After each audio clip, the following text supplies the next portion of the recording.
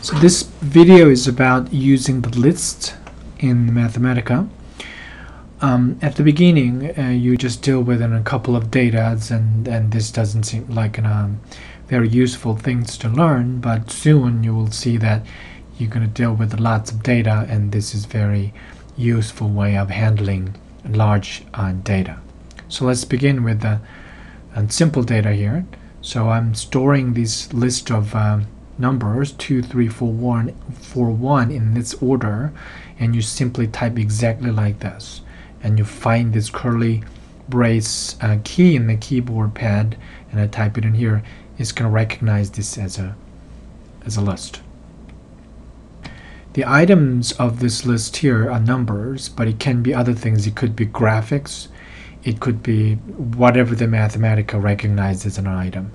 So that doesn't just have to be a number. So you will see sometimes the 4 pictures, and you can store it here if you have named it, and you can handle those things. So it's a list is defined in this way.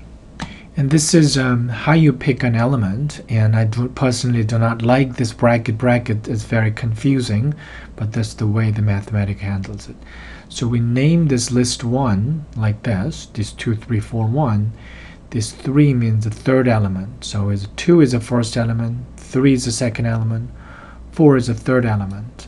So this is choosing the way to choose third element of the list, which is 4 here. So that's why it showed 4 here. So let's look at an example of creating a long list. Of course, we're not going to type it like this and many times. We're going to use a pattern. So for example, the pattern is that each item here, this is the first item and second item and third item and fourth item, and they're going to be all kth items. So if I have a kth item here, what's going to be that quantity? So this 1 point, again, this is letting the Mathematica know that I want a numerical value, not like a sign of something. It just turn that into numerical. So that's one point multiplied, and your multiplication symbol in Mathematica can be omitted. So you don't see that multiplication symbol, but a 1.0 multiplied to sign of k. So this whole syntax you follow and separate it, and k is varying from 1 to 30, increasing by 1 if there's nothing else is following. So you have to take time and learn the way this Mathematica syntax works, but I hope that this makes sense. And at the end, showing that this is the end of the one command line. In the next, what it does in that first line is that it defined it and stored it in there. It doesn't necessarily show anything. So if you type it like this, list 2, and it's going to show what is in that list. And you can see we go through k equals 1 to 30, so this will be a list of 30 elements, 30 items. So it's supposed to show this little brace parenthesis there. It's very difficult to see in this PDF, but it is showing all those points in there, numbered. And as you can see, the third line here, and this is a little application, a practice exercise of what we just did. List 2 is this list of 30 elements. So this list 2 bracket 20, closing bracket and closing bracket, will picking out the 20th element from this list of a thing. So it's a 30, the somewhere around there. Let's see what that was. So 0.9129, so I can find it somewhere here. So that must be the 20th element. So if you count from here, that must be the 20th element. There are a lot of commands. If you look up the manual, then they call it a list manipulation, but it's putting 2 lists together, and it's something useful. So I'm going to show you the command that join the 2 lists. So here it is. We defined list 1. Before that was a 4 elements, and list 2 was a 30 elements. So joining this one is a list that 4 elements first, and then followed by those 30 elements. So altogether is going to be a list of 34 elements. So notice that I hit enter here and went to another line. And what it's going to do is it's going to show what it did. List 3 was in this list was stored in list 3, and it's going to show the length. Again, you notice that this one is capital L, so that's a built-in command, and after you typing this length it must turn to black. Then list 3 is going to show the length, and we expect this thing to be 34 because 4 elements here, 30 elements there. Now at this point, if you hit Shift Enter, and it's supposed to give you 2 results, because if you have a semicolon there, it's gonna suppress the showing this part. Just execute it and not showing it. That's what really what the semicolon means. And it's gonna only show this 34 part. But if you don't have any semicolon, but if you hit Enter there and go to the next line, then it's gonna show both of the lines.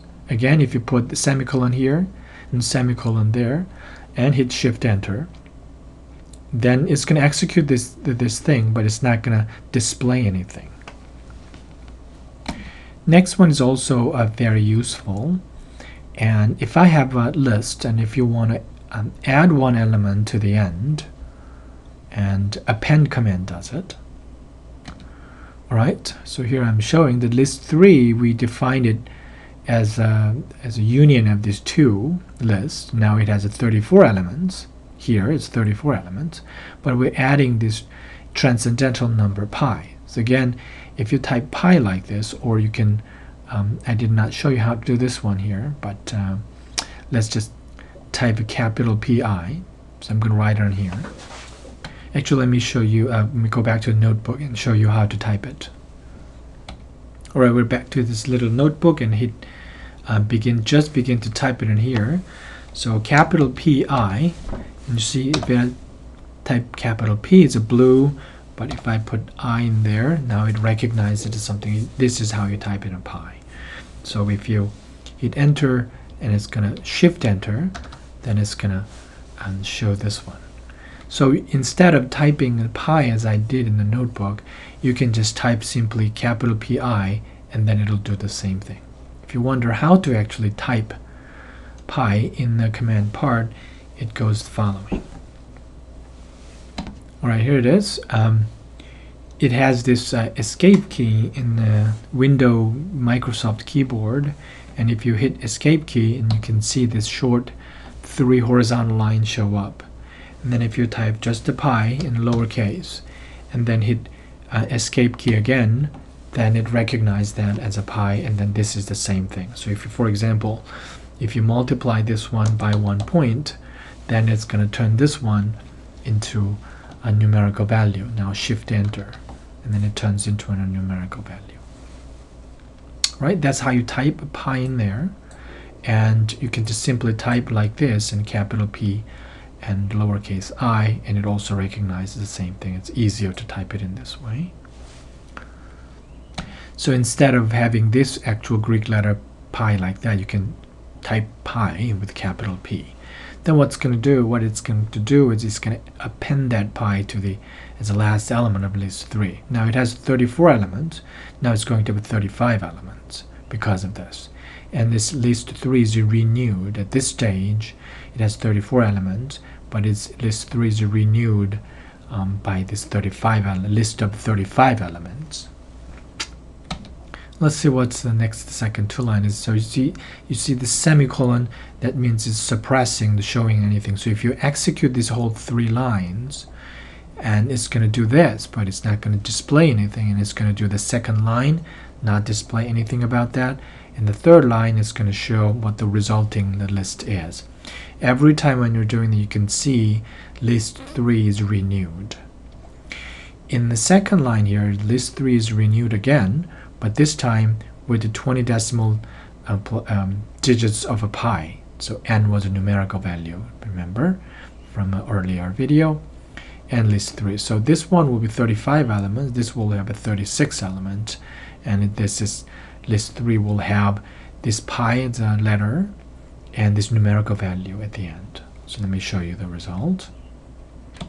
So you can see at the end here we have pi showing, and then its numerical value added here, and this one must be must have a 36 element. So if you hit length with a capital L, list 3 at this stage and must be 36. So this is list. It's a very, very useful command.